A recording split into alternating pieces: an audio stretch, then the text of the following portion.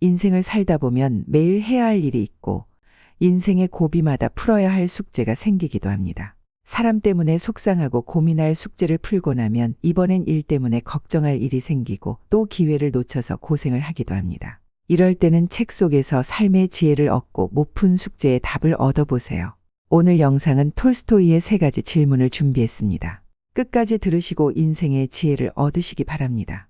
옛날에 한 왕이 인생에서 풀지 못한 다음에 3가지 질문에 대한 답을 얻고자 애를 썼습니다. 그 질문은 다음과 같았습니다. 첫 번째, 세상에서 가장 중요한 때는 언제인가? 두 번째, 세상에서 가장 중요한 사람은 누구인가? 세 번째, 세상에서 가장 중요한 일은 무엇인가? 왕은 이 3가지 질문 때문에 늘 고민하며 나라의 중요한 결정을 내리는데도 자신이 없었습니다. 왕은 어떤 일을 하기에 가장 좋은 때를 알고 가장 필요한 사람을 사귀는 게 좋은지, 그리고 가장 중요하게 해야 할 일이 무엇인지 안다면 무엇을 하든지 절대 실패하지 않을 거라고 생각을 했죠. 그래서 왕은 자신이 궁금해하는 3가지 질문에 대한 답을 알려주는 사람에게는 큰 상을 내릴 것이라고 온 나라에 선포했습니다. 수많은 학자와 신하, 백성들이 갖가지 해답을 제시해 보았지만 왕이 흡족할 만한 대답은 나오지 않았죠. 그들의 대답은 너무 다양했죠. 첫 번째 질문에 대해 어떤 사람들은 어떤 일을 하기에 적절한 시간을 알기 위해서는 1년마다 계획을 세워 그것을 지켜야 한다고 말했습니다. 그들은 그렇게 해야 모든 일을 올바르게 진행할 수 있다고 말했죠. 또 어떤 사람들은 무슨 일을 할지, 언제 할지를 미리 결정한다는 건 불가능하며 사람은 쓸데없는 쾌락의 마음을 빼앗겨서는 안 되고 모든 일에 주의를 기울여 가장 필요한 일을 해야 한다고 말했어요. 그 밖의 사람들은 아무리 주의를 기울인다 하더라도 세상이 돌아가는 대로 될 것이기 때문에 한 사람이 정확하게 모든 일에 적당한 시기를 결정하는 건 불가능하다는 것이었어요. 그래서 학자들로 구성된 자문회의를 만들어 그들의 조언에 따라 일을 행해야 한다고 말했죠.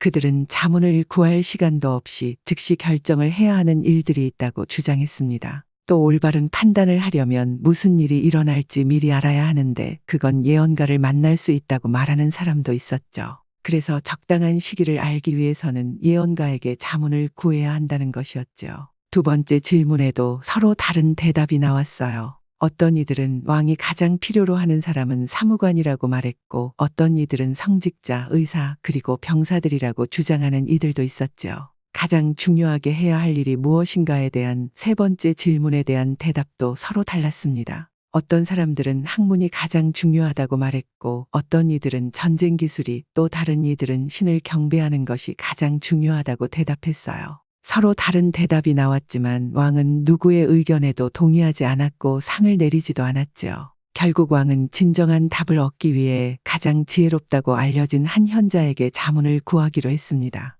현자는 지금까지 살고 있던 숲을 떠난 적이 없었고 평민 출신의 사람들만 만난다고 했어요. 그래서 왕은 평민처럼 소박한 옷을 입고는 현인이 사는 것에 도착하기 전에 말에서 내려 호위군들을 뒤에 남겨두고 혼자서 갔죠. 홀로 현자를 찾아간 왕은 어느 오두막집 앞에서 삽으로 밭을 갈고 있는 현자를 발견했습니다. 그는 마르고 약했으며 삽으로 차가운 흙을 조금씩 뒤집고는 숨을 가쁘게 쉬었죠. 현자는 왕을 보자 인사를 하고 계속해서 밭을 갈구었습니다. 왕은 그에게 다가가 말했습니다. 저는 3가지 질문에 대해 답을 구하려고 당신을 찾아왔습니다. 첫 번째, 어떤 일을 하는데 적당한 때가 언제인지를 어떻게 알 수 있습니까? 두 번째, 주의를 기울여야 할 만큼 가장 필요한 사람들은 어떤 사람들입니까? 세 번째, 가장 먼저 해야 하며 가장 중요한 것들은 무엇입니까? 왕의 질문에 현자는 아무 대답도 하지 않고 그저 묵묵히 밭가는 일에만 열중하고 있었습니다.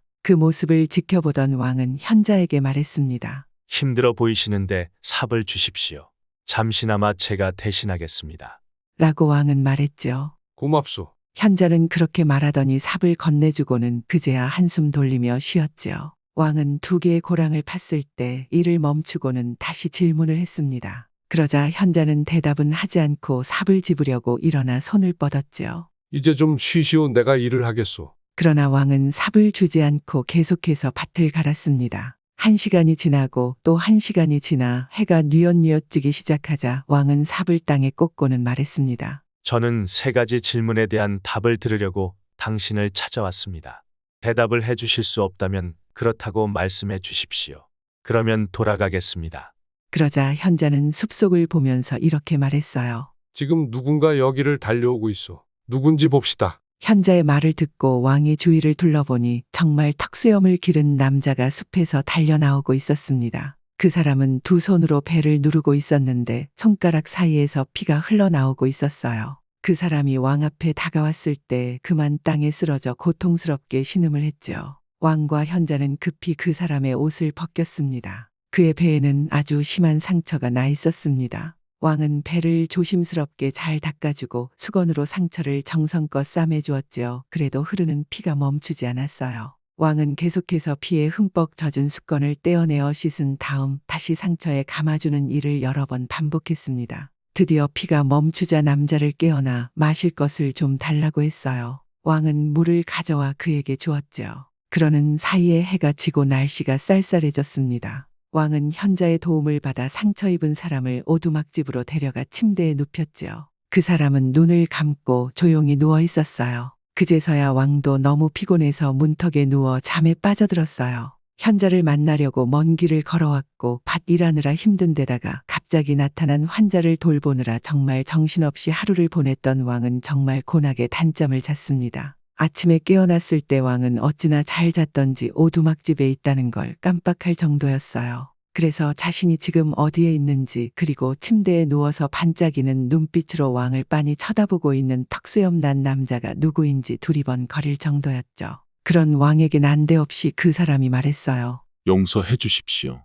그러자 왕은 깜짝 놀라서 말했죠. 나는 당신을 모르고 당신을 용서할 만한 일이 없어. 당신은 저를 모르시겠지만 전 당신을 알고 있습니다.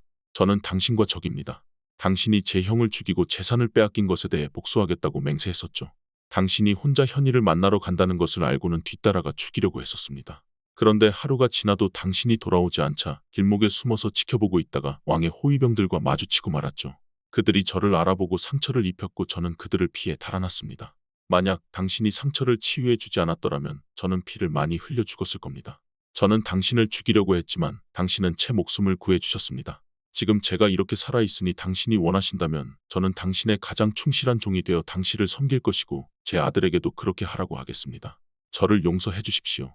왕은 자신의 적과 그렇게 쉽게 화해하게 된 것이 기뻐 그를 용서했을 뿐 아니라 재산을 되돌려주고 그에게 의사와 그를 돌봐줄 하인도 보내기로 약속했습니다. 왕은 턱수염의 남자와 인사를 나누고 현인을 보기 위해 밖으로 나왔죠. 왕은 떠나기 전에 3가지 질문에 대한 답을 듣고 싶었습니다. 현인은 무릎을 구부리고 전날 파놓았던 고랑에 씨를 뿌리고 있었어요. 왕은 현인에게 다가가 말했습니다. 마지막으로 제 질문에 대한 대답을 듣고 싶습니다. 당신은 벌써 대답을 들었소. 가느다란 다리로 구부리고 앉아 앞에 서 있는 왕을 올려다보며 현인이 말했습니다. 대답을 들었다니 이 무슨 말씀이십니까?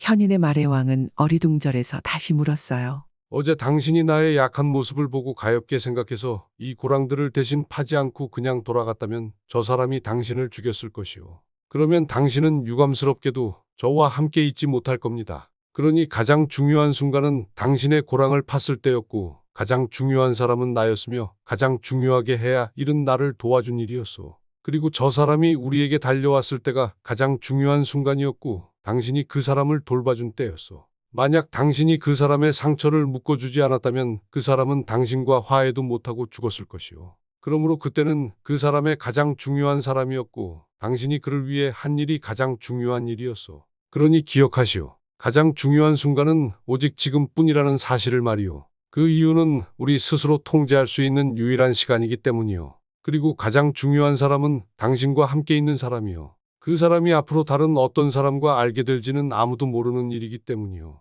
마지막으로 가장 중요한 일은 함께 있는 그 사람에게 선을 베푸는 것이오. 저 사람이 이렇게 살아난 건 오직 그 때문이오. 여기까지 톨스토이의 단편 3가지 질문이었습니다. 나에게 중요한 때가 언제인지, 내게 중요한 사람은 누구인지, 무슨 해야 좋을지 더 이상 고민하지 마세요. 삶에서 가장 중요한 것은 바로 지금 하는 일이며 곁에 있는 사람이기 때문입니다. 현재의 것에 진실하고 최선을 다하는 모습이야말로 인생의 가장 중요함을 일깨워주는 이야기였습니다. 끝까지 영상을 시청해 주셔서 정말 감사합니다. 여러분의 마음을 편안하게 하고 삶의 지혜가 되는 이야기로 또 찾아뵙겠습니다. 구독과 좋아요 알림은 큰 힘이 됩니다. 고맙습니다.